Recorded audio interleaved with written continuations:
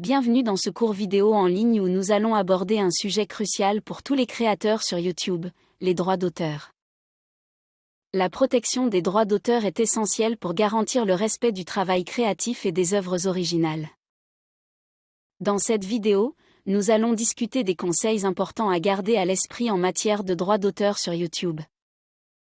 Lorsque vous utilisez le contenu de quelqu'un d'autre dans vos vidéos, il est essentiel de comprendre les différentes situations où cela est possible sans enfreindre les droits d'auteur. Par exemple, l'utilisation équitable peut parfois vous permettre d'utiliser du contenu protégé. Cependant, il est crucial de toujours obtenir la permission du titulaire des droits ou de vous assurer que votre utilisation est conforme aux exceptions prévues par la loi. Sur YouTube, toutes les vidéos téléchargées sont analysées par le système Content ID, qui compare le contenu audio et visuel avec une base de données de titulaires de droits d'auteur.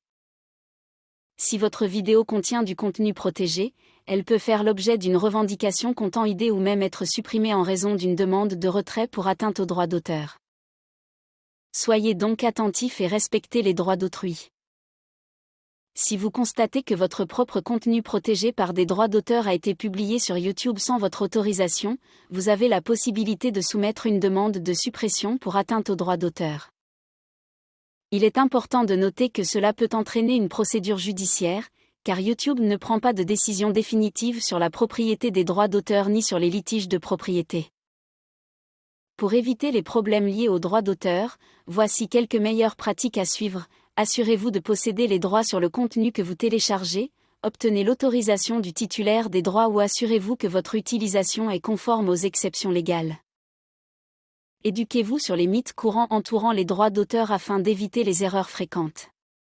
Il est également important de comprendre la différence entre les demandes de suppression pour atteinte aux droits d'auteur et les revendications Content ID, ainsi que les options qui s'offrent à vous pour les résoudre. Si vous rencontrez d'autres problèmes tels que des atteintes à la marque déposée, des préoccupations liées à la confidentialité, au harcèlement en ligne ou à du contenu préjudiciable, YouTube met également à votre disposition des mécanismes pour signaler ces problèmes spécifiques. Je vous recommande de visiter l'Organisation mondiale de la propriété intellectuelle pour obtenir des informations sur les droits d'auteur spécifiques à chaque pays, car les lois peuvent varier.